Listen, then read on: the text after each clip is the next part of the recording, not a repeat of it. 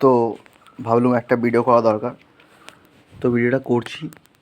খালি মাছের কালারগুলো দেখো, খালি আর কত অ্যাক্টিভ মাছটা দেখো, খালি নিজের মাছ কত অ্যাক্টিভ।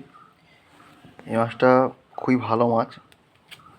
আর এখানে দেখতে পাচ্ছ কমলামালি, এর বাচ্চা ছিল, এখন কিছুদিন অফ আছে দেখতে পাচ্ছি, আরও ছাড়বে, লোড আছে, যদি কারো লাগে তো নিয়ে যেতে পারো।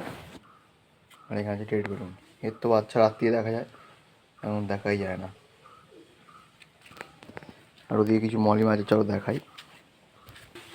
তো মলি মাছ দেখা যাচ্ছে না এখন, তো এই গাপ্পি দেখা যাচ্ছে, তো গাপ্পি দেখাচ্ছি, নিজেও খেতে ব্যস্ত কিছু একটা।